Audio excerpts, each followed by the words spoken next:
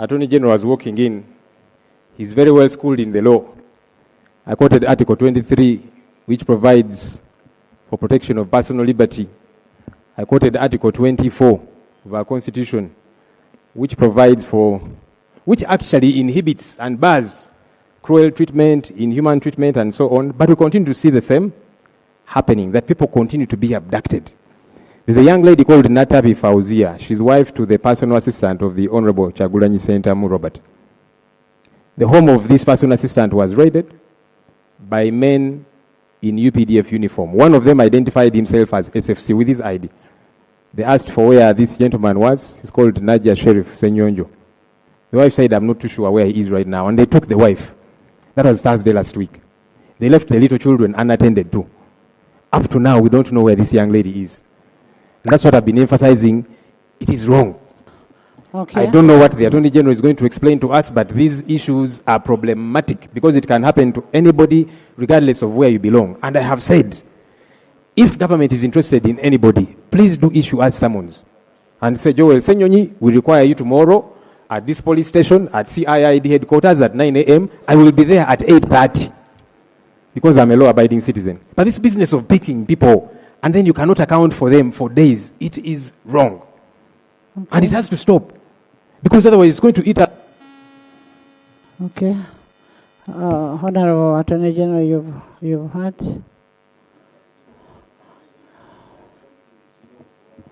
Thank you, Right Honorable Speaker. Right Honorable Speaker, I've heard. I will confer with the Minister of Internal Affairs and find out what the issue is. Thank you. Honorable Sewungu. Thank you, Madam Speaker. Madam Speaker, I want to thank you for your communication, but there's a matter I wanted to address again to this House through you about fire gutting markets. Yesterday, there was another challenge in Kampala. Katwe market was gutted, and we want to know exactly what's happening. Many people are constructing storage buildings in Kampala. They have water hydrants.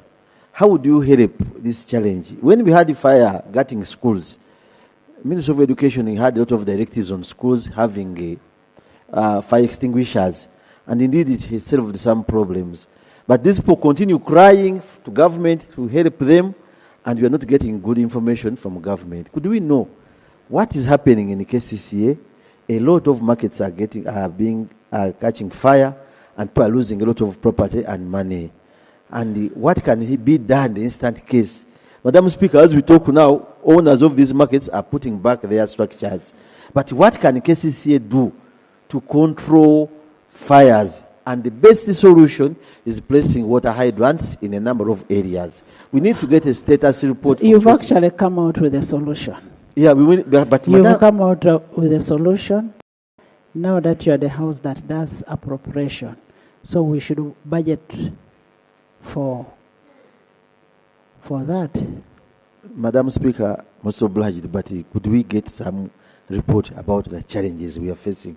Even Ginger had the same of recent.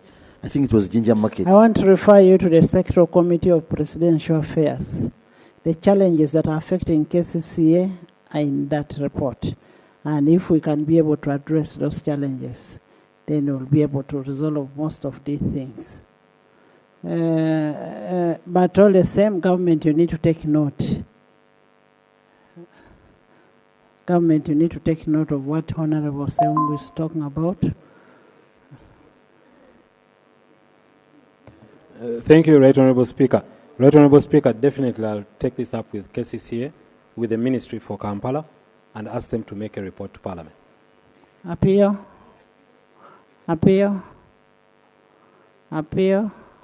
Thank you very much, Madam Speaker. Thank you very much. Madam Speaker, I rise on a matter of national importance concerning a devastating windstorm destruction of classroom blocks, entire classroom blocks at Ototong Primary School over the weekend. That was on the 14th of March this year. That Honorable Speaker, this destruction has left almost 1,300 learners without safe and adequate learning spaces, as the roofs have all been blown off. And our prayer is that government, through the Office of the Prime Minister, provides temporary learning spaces, notably tents or tarpaulins, to ensure that the learners can continue attending school. But also we request for about 400 pieces of iron sheets to re-roof the classroom blocks. I thank you, Right Honourable Speaker. Thank you. Have you got the disaster report from the district? Yes, Madam Speaker, I'll submit it to the Office of the Prime Minister. Thank you very much. Thank you. Government? Thank you, Right Honourable Speaker. Right Honourable Speaker, I'll follow up with the Honourable Member, obtain this report and ensure that I get it delivered to the Office of the Prime Minister. Thank you.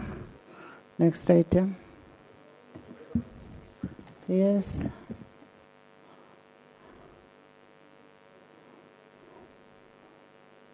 Right Honourable, I didn't want to come back on this issue, but now that the Attorney General is taking note to follow up with KCCA, the matter that's been raised by the Honourable Ssenyonyi about fires, I wanted to tether in this element. We saw a breaking of part of Owino Market, St. Balimwezo Market.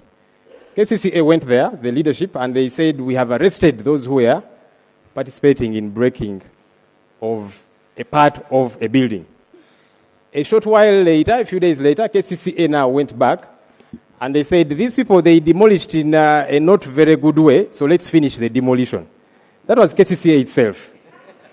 They said, now that they didn't demolish properly, so let's now raise down the entire building. And so people have been reaching out to us and saying, do help us. KCCA came and said they have arrested those who were demolishing. Now they came back and they said, let's finish the job. The other ones didn't do it very well.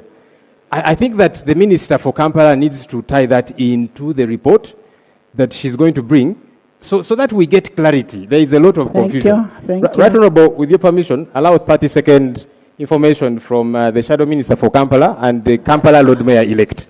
With your permission. Thank you, Right Honourable Speaker. I personally visited the site before the demolition at night. And the affected people told me that actually the market master of Owino Market, who represents KCCA, had warned the people and told them to vacate, for they were going to be evicted.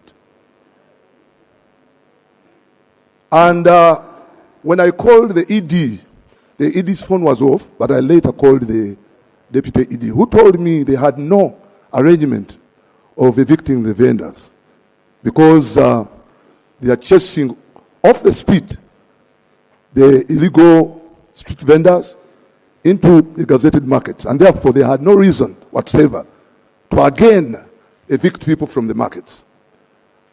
Unfortunately, that very night, it's when the demolition went on.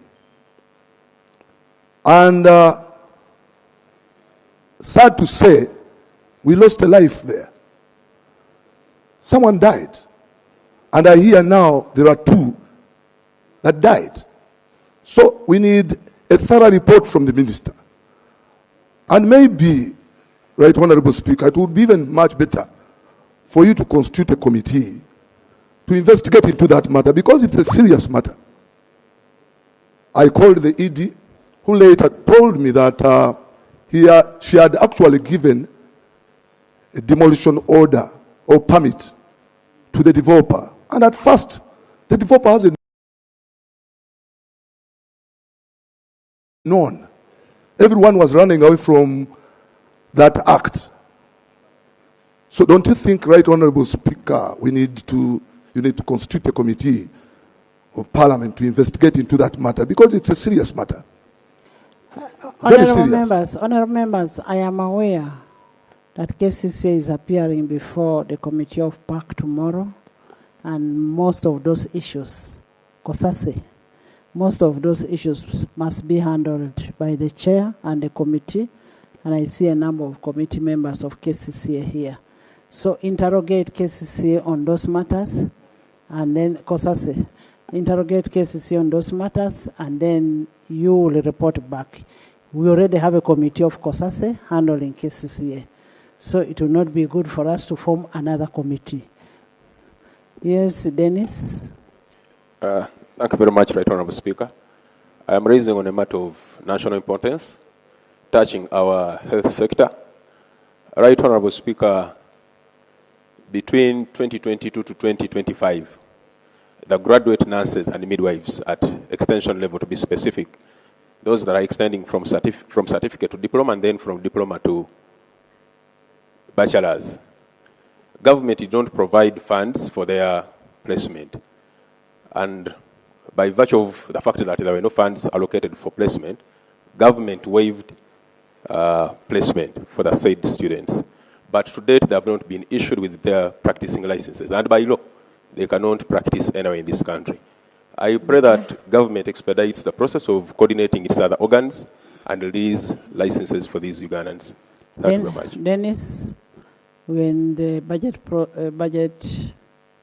process and the sectoral committees are sitting, go to the sectoral committee of health, bring up that issue, and that issue will be resolved. The next item. Item 3 on the order paper. Laying of papers. 3A. Forensic audit report into the alleged misappropriation of funds for the construction of Kololo Seed Secondary School, Maracha District. Honourable members, Article 163.3A of the Constitution of the Republic of Uganda and the National Audit Act, Section 13(1)A of the National Audit Act 2008 mandates the Auditor General to audit and report to public accounts of Uganda, and pursuant to Rule 188.4 of the Rules of Procedure, I will invite the Parliamentary Commissioner to lay on table.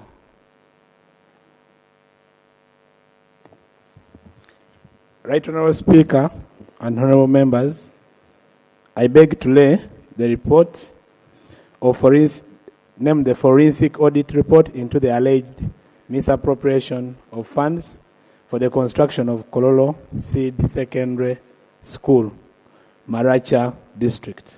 I beg to lay the report on table. Thank you. The report is referred to the committee, to the relevant committee. Item 3B. Report of the Uganda delegation to the 54th Commonwealth Parliamentary Association Africa Regional Conference held in Banjul, The Gambia, 10th to 16th August 2025. Honourable members, Rule 34 of the Rules of Procedure